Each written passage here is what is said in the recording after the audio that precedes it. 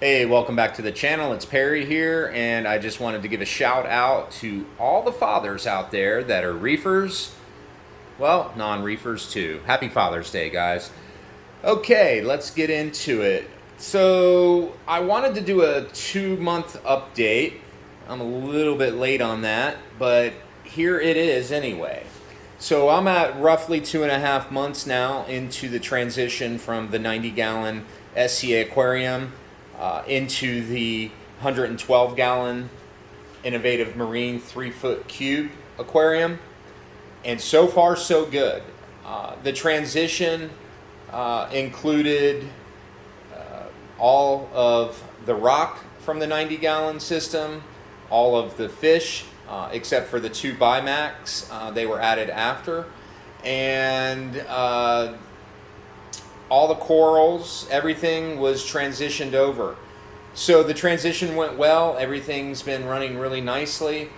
In the beginning, before things started maturing, I did have higher phosphates, so I was having to actually control them with lanthanum chloride to keep them between 0.04 and 0.08. Now that the system is settling in and maturing, I'm actually having the opposite problem, and it's not even a problem. It's actually a gift. I am now, though, having to add phosphorus to the tank. I've bottomed out. If you saw my last video, you would have seen that I did post my parameters, 0.00 on phosphate. So I've been dosing phosphate, and I've got the level up to 0.12, a little bit higher. It was my first initial dose at 2 ml, so it kind of brought that level up a little bit higher than I wanted to. So over the next 24 hours, I'm going to let it naturally drift back down, and then I'm going to maintain it at 0.04 to 0.08. Another reason why it kind of got away from me was because I ran out of test.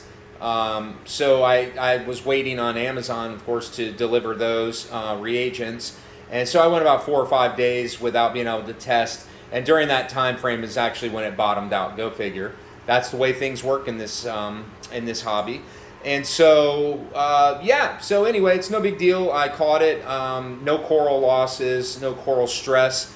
However, there was a little bit of funkiness that developed on the tiles. So they were scrubbed yesterday with a toothbrush, as well as a cyano treatment that I did. That is not including a antibacterial product like a cyano eradication product.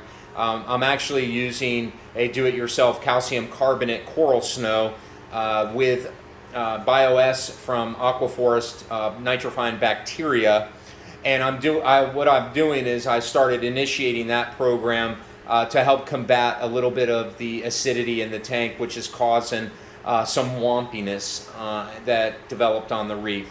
I suspect from the phosphate bottoming out. And so that being said, nitrates 4 to 6, no problem. Happy with where they're at. I really like the 100 to 1 ratio, so I'm going to try to get that 0.04 to 0.08 target and maintain it by testing. And I will test every day during the break-in period of re-implementing the CChem phosphorus. And then once I feel I've got a grip on it, then I'll just move to every few days and just continue a light dosing. I believe I've kind of rested on the idea that it's going to be a 1 milliliter a day dose, so not a lot. In fact, I would suspect if I were to add 3 or 4 more fish and then just bump the feeding up, I would probably see the phosphate begin to increase and at least run a little bit of phosphate and a little bit of nitrate without having to remove or add anything. Then that would be Reef Utopia. Not a place I've really been before, and I don't think it's a place that we dwell for very long when we do achieve it. So that being said, that's a part of this hobby that requires oversight. It requires testing and maintenance and your due diligence to obviously maintain this aquarium for the benefit of the animals in the tank. They deserve it, don't they? Absolutely. So giving them the best environment possible means that we have to do our chores. And so with that being said, have had to re-implement do-it-yourself coral snow with bacteria to help combat some of the uglies. And I'm going to go ahead and wrap up this video pretty quickly. Other than that, not a whole lot to report. So I just want to wrap up the video and just talk about and just show rather my do-it-yourself solution, so that anybody who is battling a little bit of the ugliness on their reef and they want to come up with a system that will help to neutralize some of that acidity which causes those problems, or can be a cause of some of those problems, then that will be something that you can put in your tool belt as far as your husbandry is concerned. So give me a second and then I'll show you those products. All right, so as you can see here, you can see this bag right here is the calcium carbonate, and that actually makes this solution you see right here. So I will give it a really good shake,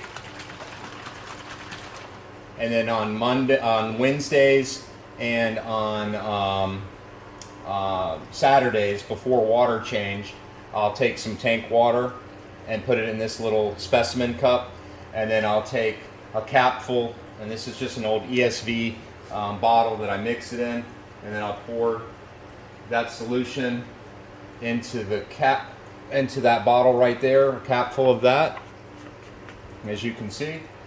And then I will take the bacteria from Aquaforest, and that's the BioS, and that will be at 4 drops.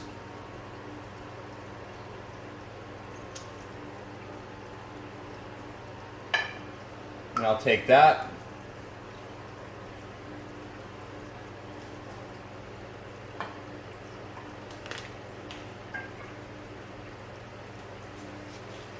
and so then this will just get shaken like so, and then just poured right over the reef.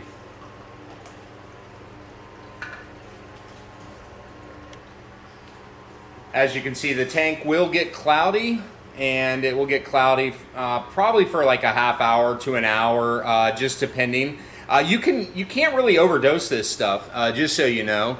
And other companies like Coralin and Zook, KZ, and Aquaforest, they have their version, but they do charge a lot more for basically the same components. So not trying to hate on anybody or any companies, but if you want to save yourself a few bucks, then there is a thread on Reef to Reef.